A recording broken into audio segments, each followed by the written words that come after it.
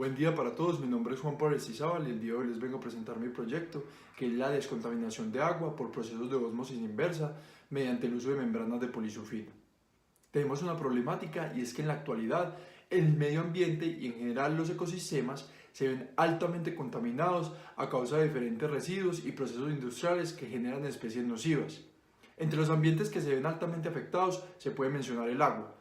Algunos de los contaminantes presentes en dicho ecosistema son microorganismos patógenos que son de gran relevancia por su alto impacto social, sanitario y económico.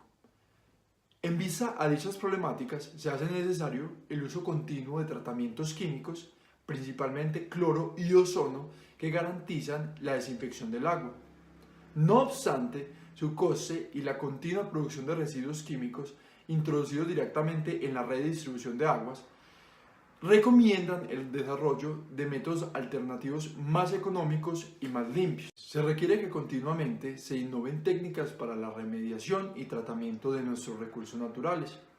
En los últimos años la nanotecnología emerge como una interesante ciencia que da soluciones al diseño de sistemas de nuevos tratamientos de agua con potencial solución para la prevención de la contaminación en largos técnicos con técnicas como lo son la filtración, el empleo de nanopartículas para la catálisis y la desalinización.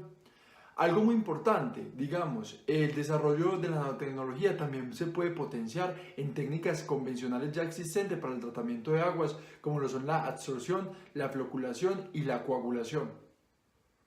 Actualmente en la industria existen diversos métodos para la descontaminación y desalinización del agua. Entre los más conocidos se encuentran la ósmosis inversa, la electrodiálisis, la adsorción, el intercambio iónico y la nitrificación y desnitrificación. Sin embargo, según algunos reportes en la literatura, es el proceso de ósmosis inversa la tecnología que promete reducir los requerimientos para desalinización del agua hasta en un 30%.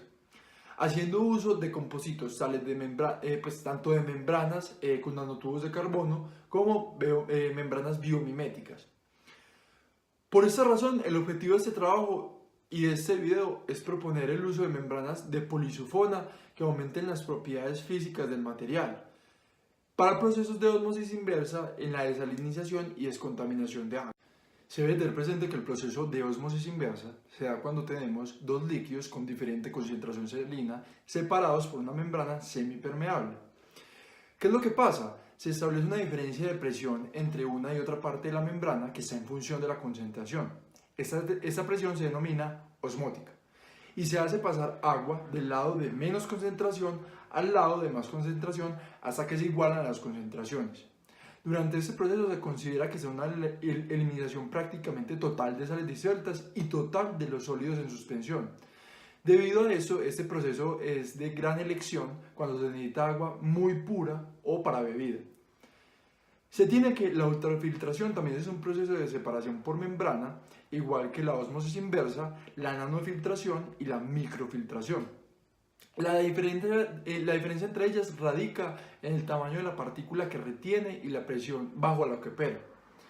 En la tabla que se está mostrando a continuación se indican las diferentes presiones a las que trabajan este tipo de membranas y en la figura que también se está mostrando se esquematiza la diferencia entre las partículas que estas son capaces de separar. En la tabla anterior podemos ver que la ósmosis inversa es una de las técnicas que necesitan mayor presión para su funcionamiento, alrededor de 1 a 100 bares.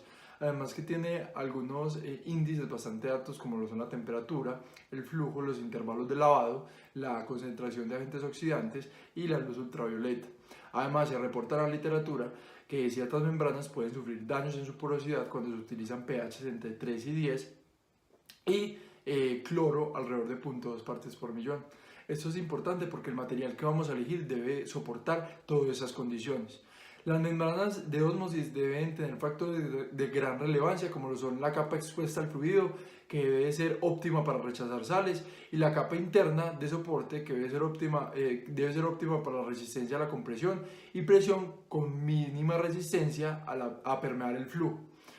A continuación, en la siguiente tabla que se presenta en pantalla podemos observar algunas propiedades básicas y fundamentales para la elección de un material para una membrana de ósmosis, en la que se tiene una relación de rechazo debe ser hidrofóbica, debe tener una estabilidad térmica, debe tener muy buenas propiedades mecánicas y en costos debe ser viable económicamente.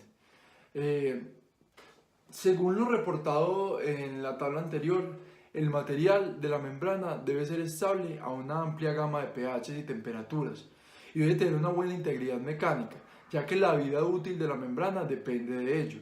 Se pretende que el rendimiento de permeabilidad, es decir, el rechazo a la sal, sea estable durante un periodo de tiempo en condiciones de uso que sea alrededor de 5 a 10 años. ¿Qué polímero se propone? Se propone el uso de la polisulfona para mejorar las propiedades de las membranas. Debido a que esta clase de polímeros termoplásticos amorfos adquieren una estructura aliada semejante a un ovillo de hilos desordenados. Dicha estructura amorfa es la responsable directa de las propiedades elásticas del material y a este tipo de polímeros se les caracteriza por sus altas temperaturas de transición vítrea, sus buenas propiedades mecánicas y su rigidez, además de la resistencia térmica y a la oxidación. Como se muestra en la figura, estos polímeros se caracterizan por la presencia de grupos difenilsulfona enlazados en posición par. Es decir, los sustituyentes ocupan las posiciones opuestas 1 y 4 de esos anillos bencénicos como parte de sus unidades de repetición de cadena principal.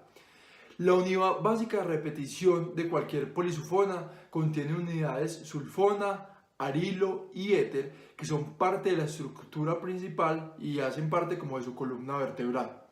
Aunque hay cierta flexibilidad en las moléculas debido a las fuerzas de repulsión que hay, la presencia de grupos voluminosos como son los anillos bencénicos, como se puede observar en la figura que se mostraba anteriormente de la estructura de la polisulfona, se pueden imponer restricciones severas a la formación de estados de transición.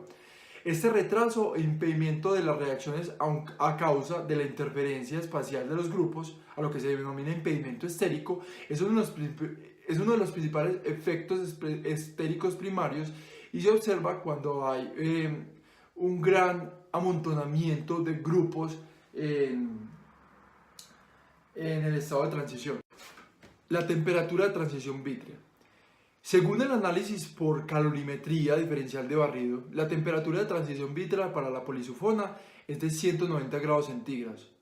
A continuación, en pantalla se presenta la transición vítrea para diferentes membranas de polisulfona con disolvente DMF y cloroformo, obteniéndose una TG de membrana en promedio de 186,2 grados centígrados y con un intervalo muy cerrado de valores observados, entre 188,6 grados centígrados y 181,4 grados centígrados, como se muestra en esta figura que sale en pantalla. Sin embargo, en este caso, ninguna de las variables evaluadas tuvo efectos significativos en la variación de la temperatura de transición vítrea, de lo cual se puede deducir que este parámetro depende principalmente de la naturaleza del polímero, cuya temperatura de transición vítrea está en 185 grados centígrados y no tanto de las características del solvente utilizado.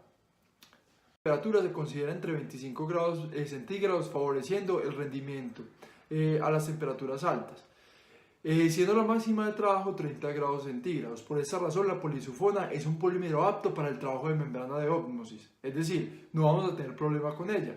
Para aumentar la producción de agua, cuando se incrementa la concentración de iones en el agua, se necesita incrementar la presión, ya que aumenta la presión osmótica a vencer, como se observa en la figura que aparece en pantalla.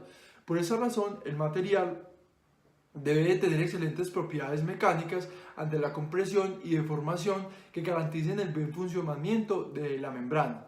La polisulfona presenta valores para ensayos de compresión con esfuerzos de 1 y 2%, de deformación de 20 y 39 megapascales, lo que lo hace un material bastante óptimo para este uso. Las membranas elaboradas a partir de polisulfona tienen una excelente resistencia química, lo que permite largos periodos de operación y limpieza con altos contenidos de cloro, alrededor de 200 miligramos sobre litro, así como un amplio intervalo de pH entre 1 y 13. Recordemos anteriormente que yo mencionaba que decía en la literatura que se podrían causar daños a la porosidad de este tipo de membranas cuando se utilizaban pHs entre 3 y 10. Es decir, la polisulfona abarca rangos de pH mucho más amplios, va desde pH muy ácidos hasta pH bastante alcalinos. Como se puede observar en esta figura, se da, digamos, una relación directamente proporcional entre la presión de alimentador del bastidor con el incremento de la salinidad. Es decir, entre más concentración de sal tengamos en el agua, mayor presión osmótica vamos a tener que aplicar.